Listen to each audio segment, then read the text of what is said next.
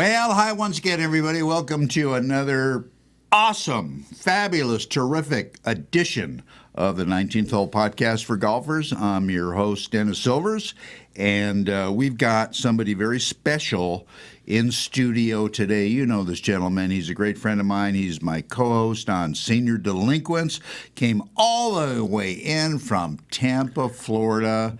Let me give it up for Mr. Jamie McWilliams. Look at that. People are clapping. Oh, my God. So Good nice. gosh. Yeah, that's wonderful, Dennis. I'm glad that you're here, having a good time so far. You're actually here on a little business, aren't you? Well, not too much business, Yeah. but I timed it because my son, who works in television in terms of public relations and things like that, is here for the National Association of Broadcasters show.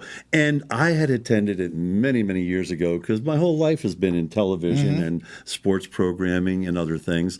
And but I have to ask you something. Yeah. You know, going down there, taking the monorail, really nice, but something that kind of blew my mind. There's this immaculate looking golf course, and I think it's related to Wynn maybe, because I think I saw a sign, and I didn't see anybody on the golf course, but it looked immaculate. But I also saw next to it this incredibly giant black ball, and I figure, are they going to put like white enamel on it and make it the world's biggest golf ball? They could, but that's called a sphere. It's going to be a huge, very expensive property with restaurants, entertainment, the whole deal. That's called a sphere, but it could be the world's biggest golf ball.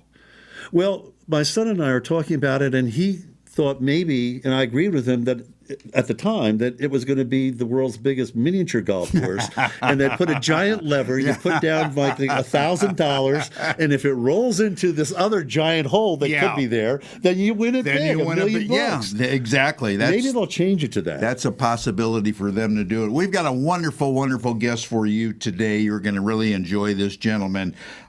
He's out of Texas and has been in golf for a long time. But I want to talk real briefly before we bring Steve Williams up. A couple of things. Tiger Woods and Phil Mickelson both filed to play in the PGA Championship and the U.S. Open. What do you think about that? Well, I think that Phil Mickelson, and it's funny because I've heard so many negative things about Phil, but I think I've heard equally, if not more, nice things about him. I've never met Phil, but when I was in Los Angeles, I had press credentials, and I was really kind of bogus because I was visiting people, but I saw him playing Riviera. Right. After the tournament that day, and this was not the last day, everything over. This was on, I think, Saturday.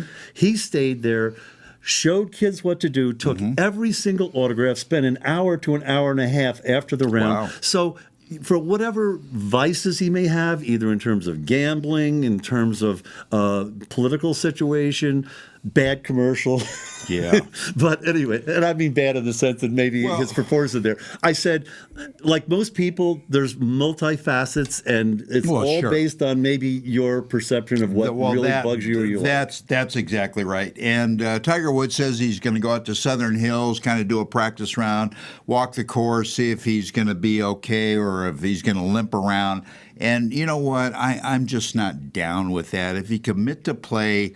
If you're not sure, withdraw.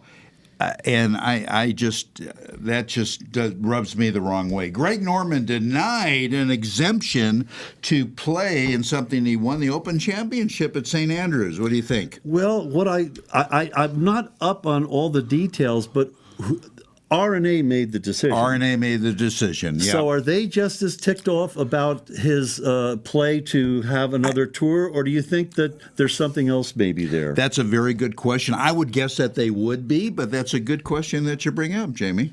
Well, a little personal experience, too. The only time I actually did a thing with sandals and did a feature on it, and Greg Norman was there. So I had lunch with Greg Norman. I had a dinner with him. Wow. And this is the funny thing, because, again, so many negative things about Norman and his aloofness. That time he spent there, he listened intently. He was gregarious. He was a great guy. Now, I saw him later at the PGA show and said, "Hey, Greg," and it was like, "Oh, okay." Yeah. So you never know. I know. But again, everybody, if you hit them the right time, you'll think, especially celebrities, they're the greatest guy in Right. the world or woman. And you hit them at the wrong time, you say Yeah. the biggest, what in the world. They've got different personas. All right, last thing. Speaking about Greg Norman, claims that he's got 15 of the top-ranked players set to play in the opening event in London on the Saudi League's opening event in June. Phil Mickelson has filed with the PGA Tour to allow him to go play. And, of course, there's been a lot of ink about him getting a lot of money to actually be connected with this tour. What do you think? I think that if he really, really, really wanted to atone for some of the comments and wanted to play in some of the American majors, I would say, Phil, you've done it again. You've aligned yourself with Bucks over legacy. That's right. And I think that I would be surprised if the USGA and the PGA didn't feel like you're not really showing us contriteness and loyalty, Phil. True. That's so very if you're true. not showing it, it's a two-way street, and we're closing the street down. You're going the wrong way. That's very true. He's getting a lot of unwanted aggravation, I think, bringing that On upon himself. himself. But Yeah. let's see. Just goes to show you, if you throw enough money at people, anything could happen. Well, let me tell you what won't happen. If we put in for his spot, I don't think we'll get it. I don't think we're going to get it either. That's a pretty I'd safe love to be bet. wrong. Yeah. All right, let me tell you about our guest who's going to be wonderful on the show today. Steve Williams is the owner-director of the Texas Golf Academy, as well as an author and a speaker. We're going to talk about his brand new book. Steve is a 4-time member of the 6-player United States golf team, which competed in the World Cup Teachers event, both here in the United States and internationally. As an elite teaching professional himself, Steve designed the curriculum for and taught the Advanced Teaching Concepts training course for very experienced teaching professionals who wanted to become what else? Elite instructors. Steve has taught numerous tour professionals who have won both on the USPGA Tour as well as the South African Tour. Lives in Conroe, Texas with his wife Cindy, which is up at Conroe, if you're not familiar, is about 40 miles north of Houston. And Conroe, if I'm not mistaken, and we'll ask Steve when we bring him up, I believe is also called the Miracle City. So we're going to ask Steve. Anyway, let's bring up Steve Williams right now and welcome him onto the show. Thank you, my friend, for taking time out of your schedule and spending some time on the show with me and Jamie. It's my pleasure, Dennis and Jamie, and thanks for having me on. Is that true? Is that called the Miracle City? And if recollection, I think it was because of the oil discoveries they found in and around Conroe during the Depression, and that brought a lot of jobs. What little I've heard about it, yes, that is true. And I'm not sure the years this took place, but it just caused an enormous boom in everything around the Houston area. Yeah, specifically the north side. Yeah, and I have a lot of friends in Texas, in Dallas, in Houston, Fort Worth, San Antonio. Texas is a wonderful place. In fact, I just think, Steve, where I read last week or something, Texas was voted as one of the 5 safest states in the union. So that's pretty good. Governor Abbott's got to be pretty proud of that. Yes, I agree, and I wouldn't trade it for anything. We love I think Abbott's doing a good job, and he's got to swim against the stream. It's hard. But what's going on? Yeah. Yeah, it's very hard. Let me start off with this, Steve. I'm not sure whether or not a lot of our viewers are familiar with the World Cup Teachers Cup. Please explain what that is, and how did you get to become a player and do so well in it? Well, it's with the United States Golf Teachers Federation and the World Golf Teachers Federation, and you have to qualify for it. And it's once you do qualify, you're on what we call on the team, the 6-man team, and then they may have, like in the United States, they used to alternate. Usually it was in Florida, sometimes in Vegas. And then every other year it would be abroad somewhere, usually in Europe somewhere. And it's exactly like the Ryder Cup, but it's teachers instead of the PGA Tour players. And so the pressure, they talk about every now and then on the Ryder Cup, the tremendous pressure they feel because you're representing your country. Sure. I don't know if we felt it on that level because we didn't have the crowds, but we felt it, and it was just an enormous privilege to get to play. And beyond that, the experience was tremendous. I had a blast playing with the guys from the UK. One of the guys, on the day that we played it, the temperature was about 38, 40 degrees. The wind was blowing, and it was raining the whole day. The flags were bent over. It was blowing so hard. And I was playing with this guy from Ireland, and I commented, man, these conditions are horrible. And he looked over at me, and he smiled, and he goes, nah, there's great conditions. Yeah, I play in this every day, yeah. Yeah, that's right. Anyway, it's been a great experience. I was on the team a few times, and I'll remember it for the rest of my life. I know Jamie's got a question, but let me ask you quickly. How do you qualify to get on the team, Steve? It's changed down through the years. The way that we did it was we would have the U.S. Cup, 2-day U.S. Cup before the 4-day World Cup. And that 2 days, that 36 holes would determine who got on the team. Gotcha. Jamie? Steve, I have a question for you. It's a little bit in terms of the politics of it. I've had the opportunity doing some of the media stuff, usually at the PGA show in Orlando, of working with a little bit and doing interviews with a lot of the top teachers, Rick Smith, David Ledbetter. And when you look at the lists that come out in the magazines and things like that, and they list the top teachers and they go by state, because you're not in that group, I wonder, like the products, which they're all fine products and all the teachers are good teachers, but is there a little politicalization in terms of affiliation, in terms of how you get listed, how you get your name on these lists so that people would seek you out? Good question. Yes, it's a great question, Jamie, and boy, is it. I used to get in the mail every other year, I used to get a form that was basically, I was nominated for the top 100 golf pros in the world, and so you had to answer several questions and then give them a basic thesis of, what your beliefs are on the golf swing, any of that kind of stuff that's peculiar to the way you teach. After doing that 2 or 3 years, I finally just started throwing it in the trash. And I hate to say that. I just got tired of it because I have a friend who made the list several years in the PGA, and he commented to me one time, and I congratulated him on making the list. And he said, he says, you know how political it is? And I said, yes, I know it's extremely political. And he says, it's nice to be on it, but I don't like playing the political games to get on it. Now, having said that, I want you to understand, I believe the PGA is a fantastic organization, and they've done so much. The PGA and the USGA have done so much for golf, everything that's involved with golf.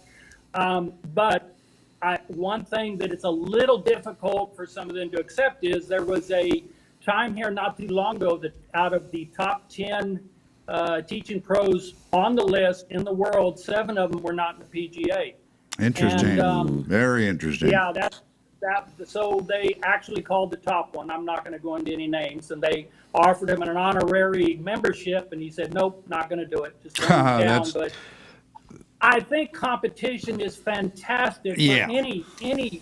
If you're in, competition's great because it helps everybody to get better. Sure it does. But having said that, I just made the decision a long time ago that there were too many hoops I had to jump through. Yeah. And I like the freedom to do it the way I wanted to do it. Yeah. That's everything that involves people and the people who are making decision and the judging, whether it be in which golf courses are the best, what are this, what's that. Yeah. When you put people in the equation, you put subjectivity. Oh, there's no doubt about it. That's a good point. And Steve, a lot of people just think it's a popularity contest suggest, which in part I think a little bit. But it's interesting you say that because I know a lot of professionals, Steve, that aren't really happy with the PGA and the USGA. They say, we're not getting enough for our dues and they don't do enough. And what do you say to those people? I've heard the comments for quite a few years. I don't know if I'm qualified to speak on behalf of them whenever it comes to the PGA, but I can tell you this. The way the PGA has had to operate, or let's just say the head golf pro in the PGA, that has changed immensely. Used to be they were very secure in their job at a particular golf course. Well, about 2 decades ago, it got to where it became so competitive that these other management companies would take over a course and go in there and just tell the head pro who's been there 25 years, you're out of here. Right. And because they're trying to cut all the red tape out, they're trying to make their budgets as efficient as possible. And so the head pro used to make a lot better money, and they had to take a lot less money so that they could become more competitive. So anyway, it changed so many different things, and I don't believe I'm real qualified to speak on that. But having said that, it's kind of like what they're going through with Greg Norman, Phil Mickelson, and all them right here. I suspect all of this is good in the long run, but the upheaval caused in the meantime, where we're just not sure how a lot of things are going to happen. Yeah, you're absolutely right. Let me ask you this before we take our first short break, Steve. I'm going to give you some choices. Which one do you think is the main attribute of being a good golf teacher? Number one, having been a competitive player. Number two, patience. Number three, communication. And lastly, understanding the game. Which one do you think is more important and why? I would put communication at the top just because that's the one through which you can effectively translate those other elements you mentioned. Having competed at a very high level is tremendous, and that allows you to help people more with the mental side of it. Because there's so much that a touring pro understands, and I go over this in the book, that the average golfer simply doesn't have any idea of, and that is basically learning how to score. I've had people ask me before, whenever I say to them, do you know how to score? And then they would say something like, well, yeah, you take the total number of strokes, you write it on that hole, on whatever hole you were on, and that's how you score. No, scoring is basically getting the most out of your talent and learning how to get pars when you would have got a bogey, or getting a bogey when you would have had a double. So that's where having played at a high level helps. But the communication is how you can talk to people to give them this, translate this information from you to them, and then help them to understand all the other parts of golf. That's everything right. that's involved. So the great teacher is a great communicator. I agree. You agree with that? I agree with it. And maybe after the commercial, because I do have a question along this line in terms of what he's talking about. All right, perfect. I know you got to go to spot. All right, so. perfect. All right, tell you what, we're going to step away, take our first short break. We come back, we're going to have a lot more with my co-host Jamie and our guest Steve Williams, and we're going to kick it off with On the Tee with JT. Be back right after this. Want to get stronger, more flexible, fit into your clothes more easily, or even hit your drives 15 yards longer? I've created a series of fast and effective programs that combine mobility, strength, and Pilates that you can do in your home or in a gym a few times a week to achieve your goals. Hi, I'm Janice Thornton, and I'm a certified online personal trainer with JT Fitness and Golf. I can help you get motivated and feel healthier in just a few weeks. Whether it's beating your buddies at golf, getting longer off the tee, or wearing that favorite dress again, I can help you reach your goals. Imagine being able to take a break from your busy day, walk into your workout space, and have an online personal trainer waiting for you. The variety of workouts will motivate you. Your training experience should not be mundane and boring. It should be something you look forward to and results driven. See the results and be the results. Let's connect today. You can email, text, or call, or set up an appointment through my calendar. What are you waiting for? Get JT Fit today.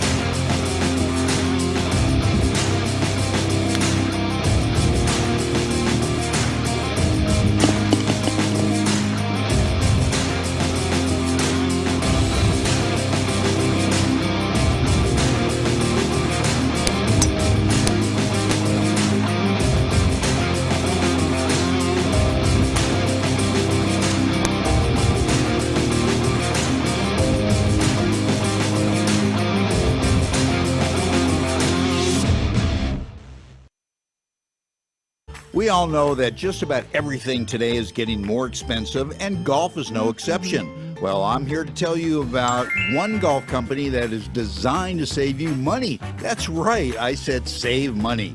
Welcome to BreakfastBalls.golf, a company that sells the best used golf balls in like new condition at a fraction of the price you'd pay anywhere else. BreakfastBalls.golf carries all the popular brands of balls, from Pro Vs to Callaway to TaylorMade to Top Flight and many, many more. They even will ship you colored golf balls if that's your choice. They offer a great membership program as well, where members receive free shipping all of the time, plus great discounts. Save money and time. Go to breakfastballs.golf and check them out. So why not give yourself a breakfast ball on every tee, not just the first? Go to breakfastballs.golf and save money.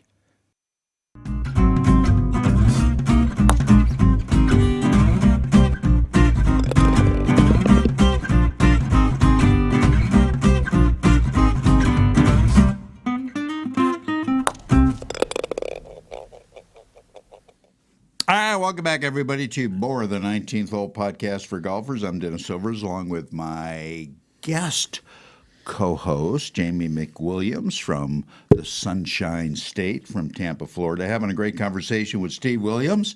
And, Steve, I think Jamie had a follow-up question for you.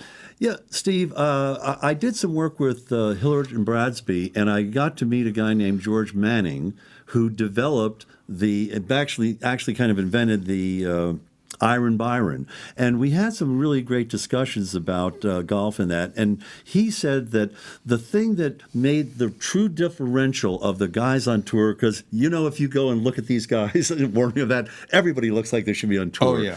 But he said it's this, to some degree, innate ability to get the ball up and down from near the green around that. In other words, and you see their miracle saves.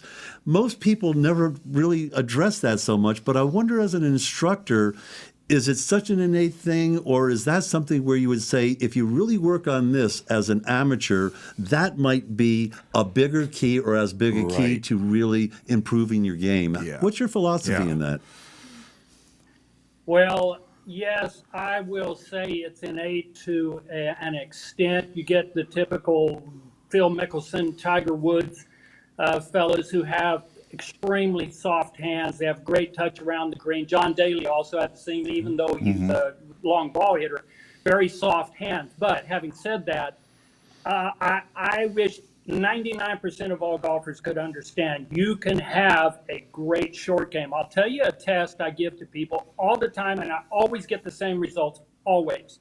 I'll get around off the side of the green, maybe 5 yards off the side of the green, pick a flag that's maybe 40 foot onto the green, and I'll have them hit what they use, their most comfortable club to use in that situation. I'm getting them in a situation where a putter is not really the right selection. Maybe the grass is an inch high instead of fairway quality ground. All right, so they're always using a wedge.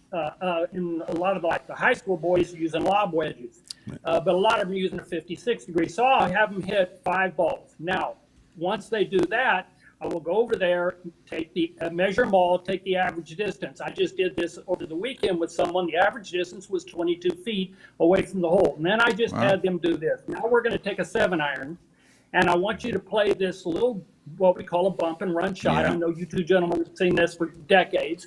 So here's what happens all the time. They will take that, even though they don't know the shot, they don't know how to hit it, they're not used to it, they don't have confidence. Right. They'll hit those 5 balls, and they always end up much, much closer with the average ball. This girl that I did it with over the weekend, she was 22 foot with the wedge. Whenever we did it, and this is shocking, when we did it with the 7-iron, she was 4 feet. That was her average one, 4 feet from the hole. Yeah. And I said to her, do you suppose maybe, you don't even know how to hit the shot, you don't have confidence in it yet, do you suppose maybe this is a better selection? And she says, well, yes, I mean, this is great, I can't wait to do this. Well, I saw her the next week, and she was over hitting the wedge again around the green, which I understand sometimes you want to make that shot good. If you need that shot, you want to be able to hit it, so you need to work on it. But I went up and asked her, which one do you have more confidence in now? And she says, by far, the 7-iron bump and run shot. So the basic principle is this, and again, I mentioned this in the book. You got to have, there's 5 words that is the key to golf improvement. And here's what it is: turn great fundamentals into habits. Well, fundamentals not only applies in technique, the quality of the swing, it also applies in course management, practice routines. You've got to learn how to stack the odds in your favor of having the Exactly. best outcome. Right. Exactly. So when you can do that, then you'll get a lot of these high school boys who are taking that 60-degree wedge. And by the way, they don't want to hit this shot. They have a name for this shot. It's called the old man shot. And the reason why they won't hit it is because they get too much guff from their buddies about hitting that shot, even though it puts them closer to the hole. Right. Yeah, that's interesting. Steve, and along the same lines, and a little follow up to this, and I'd be interested. And I was guilty of this even when I needed to use the wedge or the sand wedge. The shot killer was always the right hand, and the right hand would get in there and maybe scull it a bit, and then trying not to chunk it. Along the lines of what you said, I think is that a contributor to what you're saying? Because by wanting to use the wedge, the tendency is more to go use that right hand to get the ball up, and that's why. Well, anyway, what's your philosophy? I have improved immensely, and it's because that left hand has to control it. You can't try to let the right hand take over. Yeah, that you stated it very good, Jamie. And what you said, that's one statement that a lot of people would miss that you just alluded to, and that was the desire to get the ball up. And what happens is that's where they start scooping it. And you know, one of the ways I like to compare it is this. I had a friend who had a pond, and all he would do is we went out to the pond, he took this wooden spoon, he hit on this coffee can, and then in about 15 seconds, these catfish come up to the top.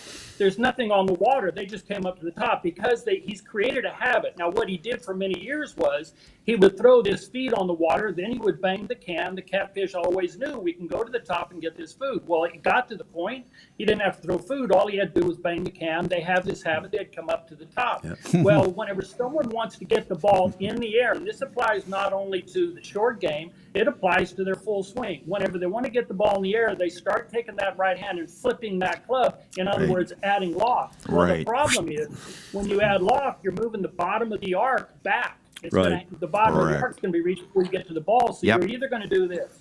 If the bottom of the arc hits the ground, you chunked it. If the bottom of the arc misses the ground, the club starts back on the way up and you stole it. And I get people that will say, I go from one extreme to the other. I'm either chunking it or sculling it. And I want them to understand at the outset, that's not one extreme to the other. That's just the bottom of the arc being too far back. And it originated with the idea of get the ball up in the air. Up in the air. And it's a self-inflicted penalty shot.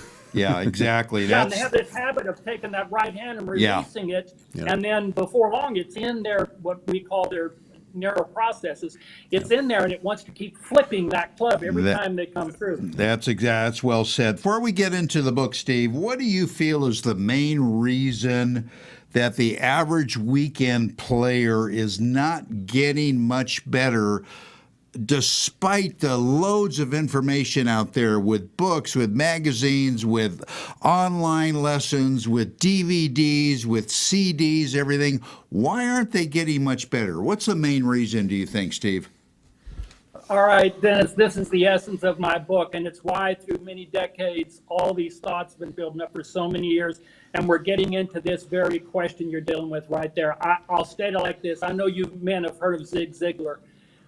Here's something he said many years ago, and he just applied it to life, but I can tell you it applies to golf, every facet of golf. The chief cause of failure and unhappiness is trading what you want the most for what you want right now. Now, having said that, interesting. In answer to your question, Dennis, everybody has this desire to hit the ball well right now. Sure. Whenever they go out to the range, they want to hit it well. Sure. And that desire to hit it well, if I could imagine, some golfers are like drug addicts. They're addicted to trying to hit the ball well right now. Well, what happens is, imagine this drug addict wants to get off of drugs. He goes to this doc, and the doc says, okay, first thing we're going to do is you're not going to be taking those drugs anymore. And the person's feeling horrible. And if they were to stop you right there and say, this guy's, it's not working with him, well, why? Well, I feel horrible doing what he wants me to do. Well, yeah, but he's got you on the right path. So this is where we get back to those 5 words: turn great fundamentals into habits. If I could, I like if I that. could get people to understand, it's so important. Build great fundamentals at the outset, especially for children. Build those great fundamentals. You will have a swing that will last the rest of your life. Now, if you've already got an established swing, you're a senior, you're 45 years old, you're 70 years old, Right. you're a 25 handicap, or you're a 4 handicap. If you'll get in there and train yourself the correct fundamentals, and that's done through repetition. If you'll train yourself the correct fundamentals, then what happens is you finally developed a habit of something you had to contrive. Now that you contrived it, you got enough reps, you no longer have to think it. It will happen all on its own.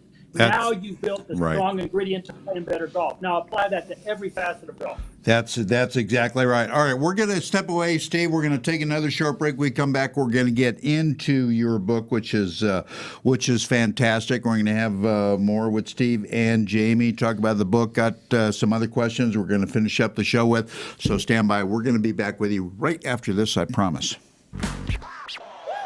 Hey golfers, I've been a golf talk show host for a long time, and I've been playing golf even longer. Being in golf media, I've had the chance to play every ball ever made. I've tried them all. Well, my search is finally over because I found the best ball I have ever played with, and more golfers are finding the same thing. I started playing with the Elixir golf ball made by Encore Golf. Encore Golf has revolutionized both their golf balls, the Elixir or the Avant 55, or the brand new Vero X1, to where the performance of either will simply blow you away. It did me. If you're looking for better performance and durability with your ball, Encore Golf has it. Don't just take my word for it. Check them out at EncoreGolf.com and you'll become convinced, as I am, the first time you tee it up with Encore. It's the best performing ball for the price. Go to EncoreGolf.com and see for yourself. Your scorers will love you for it. That's ONCORE Golf.com. Fabulous Freddy's is having a spectacular coupon book sale going on right now. Their sale price on coupon books for either full service or exterior only is fabulous. You can purchase a coupon book where you buy 7 and get 3 free, or you can purchase 4 and get 1 free. Head over to the Fabulous Freddy's on the southwest corner of Charleston and Fort Apache and check it out. Your car will love you for it. One of the buzzwords happening in golf is the word lag. You hear it all the time, but what is it, and how do I get it? Lag simply is the loading of the club to help produce tons of power in your golf swing. Up until now, getting lag into your swing has been very hard. Introducing the Lag Shot, a brand new proven training aid being praised by some of the leading PGA Tour instructors across the globe. This practice aid trains your hands, arms and body how to make a powerful, efficient golf swing with an amazing amount of lag. Lag Shot is a 7-iron length club with the same loft and lie with a whippy, flexible blue shaft and a beautiful jet black club head. After you master the Lag Shot, your game will change forever with a stress-free swing, more power and more distance with lower scores every time you play. Go to lagshotgolf.com and you'll see why this truly is becoming the #1 training aid in golf. Visit lagshotgolf.com.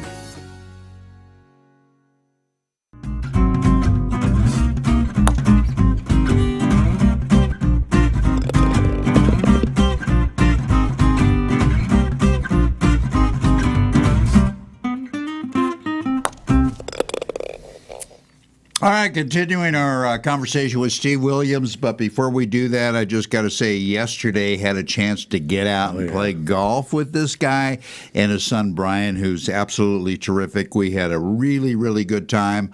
Got a little windy on the backside, but still, it was a beautiful day.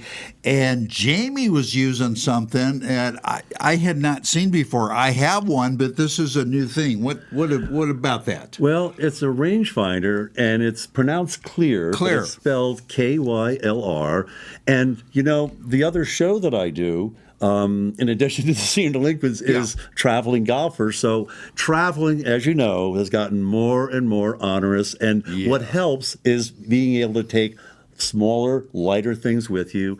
This is on average 30% smaller. And one of the features of it that I love, well, there's a number of features that I love. It's got a magnet on it, and you can put it on the cart, or it comes also, I don't have it with me, but a clip. You can put it on your belt if you like to walk. Yeah. And what I really like about it, it's got all the features that are necessary and then some, but it's not overly complicated. Right. Because like computers, you can have 100 features, but you only use 3 or 4. So this one has got where if you click it the second time, it'll seek the flag stick. It'll tell you that. If you want to have slope, it'll have the slope, 2-year warranty, and very affordable. So, you know, I think that this is something, if you're looking for a rangefinder and you travel or move with it, I like simple and smart. Yeah, we both go by the KISS rule. Keep it simple, stupid. It was very In my good. case, it's just stupid. No, and that rangefinder helped him shoot 100 really easy. That's right. Anyway, back with Steve Williams. Steve, what was your primary motivation in you writing your first book, Golf: The Great Revealer, which is a great title, and what the hell does it reveal? Well, my motivation was seeing so many people who struggle with golf and they develop a love-hate relationship with golf. Everyone who's played golf for years knows what that term means, that it can be so frustrating and it can be so fulfilling and so much fun. But I just want people to understand, and if they read the book, they will start to see this messages throughout the entire book. That is that you don't have to have a love-hate relationship with golf. It can be so much fun. Your practice sessions can be so much fun. Instead of just going out there, I've had a lot of people say, I don't like to practice. Well, why? Right. Well, because I'll hit the ball good on the range, but I can never get it to the golf course. Well, there's Thank you. reasons why that happens. So I get into a lot of those details about why that happens. But whenever I've watched people practice, I just want to say it like this. It's very succinct. The reason why people don't improve like they could is because they don't practice like they should. They practice incorrectly, and all their practice is built around trying to hit the ball good right now. Instead of this, having a goal for the practice session. You should have a goal of what you're trying to accomplish and stay focused on that goal. You should be as worn out mentally after a practice session as you are physically. And then in doing that, this is where someone will start to understand. Everything I do in a practice session is programming my neural pathways. And if I have a desire to stop making such and such error in my swing, I have to stop doing it. I have to stop making that motion. And if I will make the correct motion enough, it finally turns into a habit. Now I can disregard that whenever I play. Right. I've had people comment to me because, and I'll be happy to send this anytime. Dennis, I may have sent you a video of my swing. I'm 65 years old in a couple months. I've got a bad back. I can't play any longer because my back's so bad. My swing is still the quality of a touring pro. That's easy to say. I'll be happy to expose my swing to anybody who wants to see it. It's still the quality of a touring pro. And that's not, I don't want you to take that as an arrogant statement because that's not the way I mean it. Here's what I mean by that. Anybody, if they'll build their swing on correct fundamentals, that swing will last the rest of your life. I guarantee it. If you understand how to keep it healthy, and it's not difficult to keep it healthy. But if you always build your practice sessions and playing golf around how you hit the ball today, all you're going to do is create errors and compensations for all those errors. And let me allude to something you just spoke about a while ago, Dennis. You said we use the KISS method. Yeah. All right. A great golf swing is a simple golf swing. You'll get no better than a great golf swing when you have the simplest motions possible. I agree. To transfer the greatest amount of energy possible to that golf ball. And if people will learn how to practice, they can do all that. So the motivation for writing the book was to help people learn how to practice so that golf no longer has to be a love-hate relationship. It's a love-love relationship. Well, Steve, let me just follow up with 2 quick questions. Isn't part of that because most golfers, weekend players, look at this game as being instant gratification? They want to score well today. They want to score well this round. They're not worried about what they're doing next week. And let me follow up. Tell everybody where they could get their hands on this book. It's available. If you Googled Golf: The Great Revealer, it's Amazon. All the Barnes and Noble, it's Kobo, everywhere just about you can get it. It is not available in paperback yet. You can get it as an ebook. Right. And so regarding what you just said, Dennis, about that instant gratification, I could not agree more. And I want, you've both heard this, Jamie and Dennis, you both heard this. People always talking about, should you have swing thoughts when you swing or should you just let it go? Right. I want people to understand like this. Scaffolding is to a building what contrivance is to a golf swing. When you're building a building, you have to put up the scaffolding, you have to use tools to build the building. But after the building's done, you remove all that stuff because it's a hindrance to the aesthetics and functionality of the building. Well, it's the same way with building a golf swing. If you will use contrivance to get the correct fundamentals through repetition, then what happens? You take all that contrivance and you get rid of it. So I don't want people thinking a lot of thoughts when they're out there playing. Whenever I swing, it's just basically this. After I go through my pre-shot routine, I'm set up. Now I just trust my swing. I'll just swing. That's it. No thoughts about anything, and it'll produce a great motion.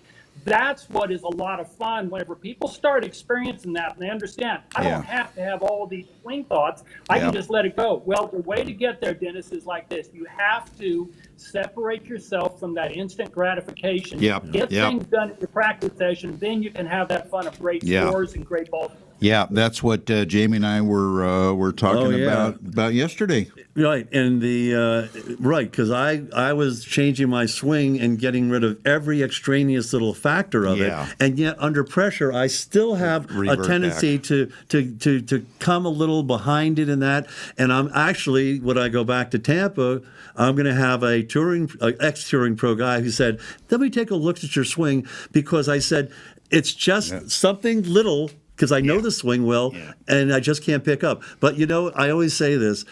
In theory, the golf swing is very simple. In execution, it's not. It's hard to repeat over and over again well under all the conditions of playing on a real course. That's very, very true. Steve, when are you coming out to Las Vegas to visit? Good question. We have our... quite often we have our United States Golf Teachers Cup out there in Vegas. I think, again, this year it's supposed to be out there, and I get the guys asking me, when are you going to come out? I am on the verge of getting some stem cell injections to see if that'll allow me to start playing golf again. Right. Because it's frustrating because I still have it. I can still strike the ball well. I would love to be able to play golf again. I told my wife not too long ago, the only reason why I'm not insane because of not being able to play golf is because I'm such a well-balanced person.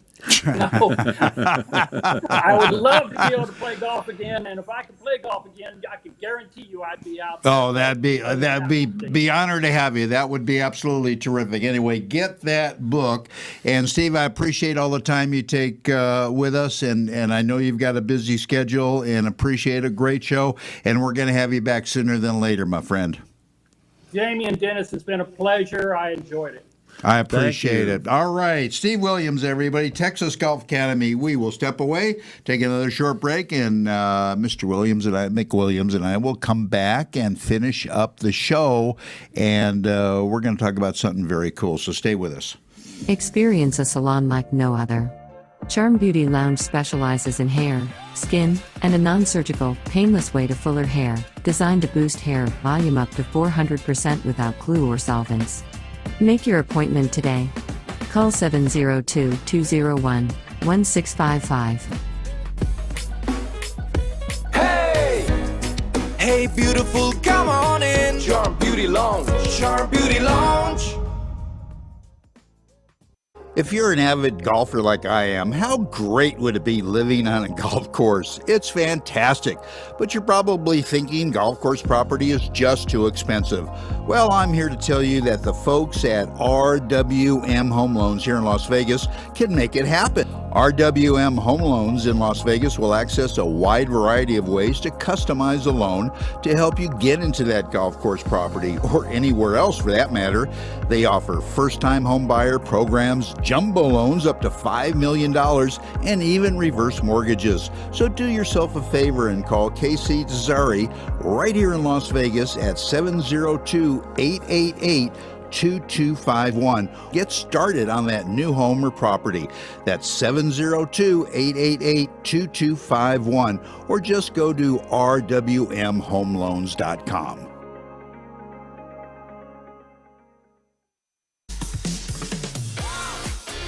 As golfers, we want instant gratification when it comes to a better golf swing and playing better golf. Impossible, you say? Not anymore. Golf Boost Artificial Intelligence, AI, has developed and patented the most advanced swing analysis technology in golf.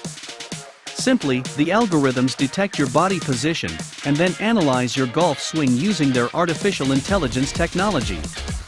The AI captures all the relevant data from your swing video and then presents you a personalized lesson. Golf Boost AI is the ultimate swing analysis and virtual instruction system for golfers of all ages and abilities. This sophisticated software takes into consideration your height and build, playing level, and returns the ideal solution for your swing. Bottom line, Golf Boost AI is an incredibly convenient and cost-effective tool for golfers to improve their swing. Go to golfboost.com and check it out. The app is free to download and try.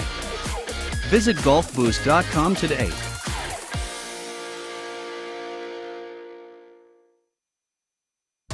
Innovation begins at a single point. Elements, each with their unique character. Fire-forged steel creates unprecedented control. Chemistry delivers a touch so soft, combined to create a level of performance previously unimagined. Like magic, the Elixir, the new tour ball from Encore.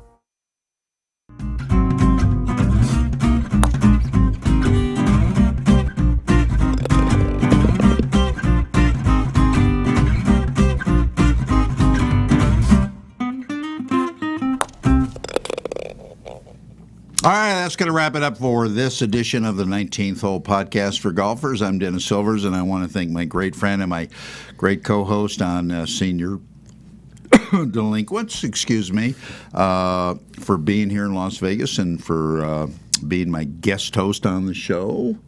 Well, Dennis, I got to correct you though. You said Jamie Mick and Steve. Well, Williams. I got so many Williams going on in my head. But maybe viewers would be interested in this because I had talked to somebody who is Irish and Scottish. Yeah. And I said, well, is Williams like English and McWilliams Irish? And he said, well, it's really Williams and McWilliams. Mick means son of. Oh, I didn't know. Yeah. I had no idea. You just hope your last name isn't bitch. Well, I'm hoping to get Serena Williams on the show. Okay. Maybe that would be anyway. Anyway, for Jamie and I, thanks for tuning in. Hope you enjoyed the show, and we're going to be back same place, same time next week. So keep it in the short stuff, everybody. So long.